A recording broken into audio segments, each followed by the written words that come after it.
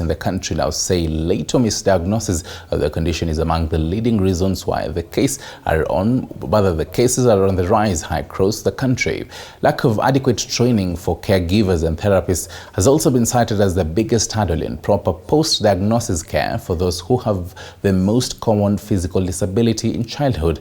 Our reporter Chichi Josephine delved into the subject and found out that sadly that some parents with children with cerebral palsy still hide their children. While some children are playing in the fields happily or looking after cattle during these long holidays, a significant number is confined in their houses due to life-changing disorders. Among many other conditions and disabilities that make some parents resort to hiding their children, cerebral palsy remains the biggest headache to not only parents but also doctors. Some of the issues that make cerebral palsy hard to deal with include the lack of adequate information on the causes, prevention and even remedies, as Dr. Mungai now explains. So tunataka tukue watu hata these specialists wakue wengi because unakuta most of the specialists when wanaelewa disability ni wachache sana. Unaona? Then we need to create more awareness, and I think I'm happy because this is one way of creating awareness. So tunaita visibility. We need to make these people know. We create more awareness in the community. Wajue shida hizi zinaweza suluhishwa. Around the world, more than 17 million people are living with this disability. Another 350 million family members and caregivers are closely connected to a child or adult with cerebral palsy. It is the most common physical disability in childhood. A few kilometers from Nakuru Central Business District, we find Grace Mukami, commonly known as Mama Malaika. She is the founder of Malaika Initiative for persons living with disability. For 7 years, the initiative has been welcoming children with CP condition for a free therapy, as well as their parents receiving counseling. When I discovered these children, the way they are locked in the house, and they are rarely known because they are ever locked in the house, and the next door neighbor may not even know there is a disabled child in the house, in the next house. And because of social stigma, the minute they bring their children out, the way they are stigmatized by the community, they also fear to bring them out. As she tells of how she manages the daycare center single-handedly and with the help of volunteers, Grace narrates of the force behind her idea. Because of what I had suffered through my own grandchild who suffered meningitis, stroke. What I went through, I imagined, is what every other parent is going through who has such a kid. So 2010, I came out of my house. I started walking around the slums, looking for them, asking people, do you know of a person somewhere who is disabled and is locked in the house? So my idea was, and my vision, create a daycare center for these mentally and physically challenged children. What started as mild pains of the body of a teenage girl gradually turned out to be the family's nightmare as Grace moved to different hospitals and successfully seeking treatment. She suffered from meningitis, and after treatment, she woke up in a stroke, and she became totally disabled. She was done therapy once. I went there. I still remember it was on a Tuesday. Then the other Tuesday I went. The third time, the therapist at that time followed me out. When I went out, followed me. And he politely told me, Ma'am, go and use your money elsewhere. Akufukuzaye hakwambii nenda. Ni kuniambia na niambia nisishinde nikileta huyu mtoto. I'm wasting my money.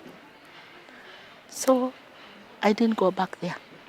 A recent study shows that 44% of marriages are negatively affected by the diagnosis of cerebral palsy in a child, and in 7% of those cases, the father walks out as members of the families and the community discriminate against the affected families. Personally, nimeface hiyo kutengwa kwa sababu vile huyo mtoto mwingine ana appreciatiwa, mama yake ana appreciatiwa mahali, sio vile wewe utafeel hiyo nini. Kuna watu hata wako na watoto wengine, vile ata appreciatiwa akiwa na mtoto mwingine ni tofauti, unaona. Sasa hata mimi nimefeel hiyo, and then hiyo unaona kama mtu anakuhurumia pia, unaona anafanya ni kama uko na shida sana, akuchukulia kama mtu wa kawaida. If you could come one day and I tell you to listen to every story here of these parents, you will cry.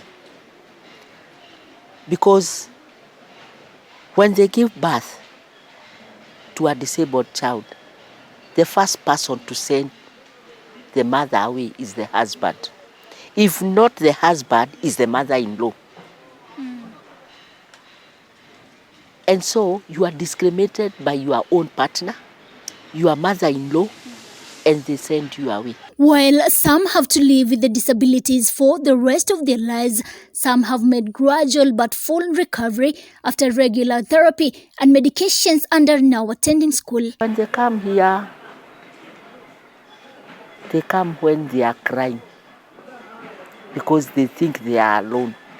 But when they come, they join, they are done therapy, they see their kids are recovering. At least now the parents are happy. Saizi mtoto wangu alikuja kama hawezi kufungua macho, alikuwa hawezi kumove. Ningemwacha tu hapo, angekaa tu hapo. But sasa vile nimekuwa nikimleta therapy, nimeona changes, a lot of change. Saizi anasimamisha, nikiweza mshikilia hivi anaweza simamisha miguu. Sasa tuna work na shingo. Okay, tuliambiwa kuna delayed milestones of which atapick but atachelewa. But sasa niendelee na therapy. The medics now worry about late or faulty diagnosis of cerebral palsy early enough and say there is need for adequate training for therapists, nurses and midwives to be able to identify these conditions during the birth of a child and start proper treatment. Mama akiwa mjamzito aende clinic. Hiyo ni very critical. Ndio tuzuie most of these problems zenye ambazo zinaleta hii ugonjwa ya cerebral palsy. Na pia wanakuwa cancelled on mambo ya lishe bora. Pia because tulisema good nutrition for an expectant mother is very critical.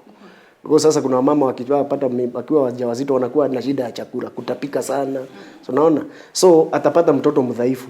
Na pia who would be a potential candidate to be a child with cerebral palsy. For couples planning to conceive, medical experts recommend consulting a doctor before becoming pregnant to assess reproductive health.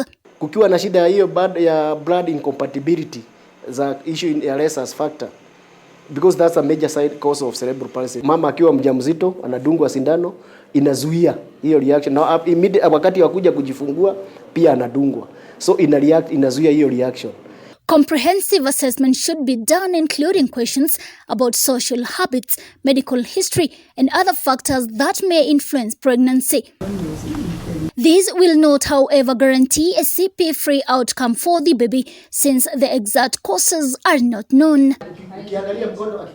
However, even with consistent therapy, Grace points out the need of showing more love and respect to these children as well as people living with disabilities. You can't imagine at 70, every month I'm on a menstrual period because she is always, and she does not know what to do. I'm the one who will put the always for her.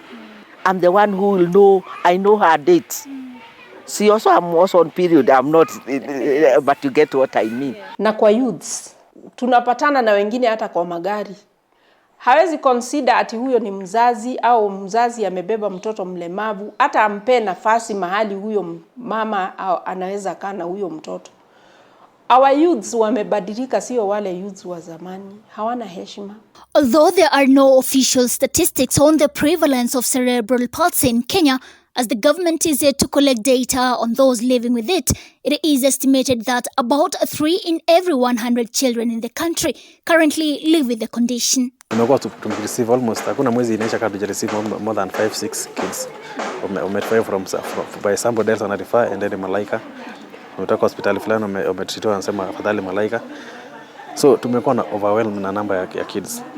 The cost of managing the condition is also out of reach for many parents, especially in the rural setting. At the bare minimum, drugs to manage the condition cost about 7,000 shillings a month and are not covered by the National Hospital Insurance Fund. Mswahili anasemaga hivi, hujafa hujaumbika. Until you die, you won't know that you continue to be like that. And so please, I would ask community there to support us there. And don't discriminate us. Na haswa nyinyi wenye wako huku nje ambao hawana ulemavu, muheshimu wazazi ambao wako na watoto walemavu. Wanapitia mambo magumu sana. Mostly vile tumesema wengi wako na shida ya finances. Then unakuta most of these therapeutic aids and equipment, they are very expensive. So most of them cannot afford. Yeah? This place has given hope to children living with cerebral palsy, each recording tremendous improvements every day. However, there is need for the government and councils to bolster support for children with cerebral palsy and their families. Reporting for TV 47 from Nakuru County, my name is Chichi Josephine.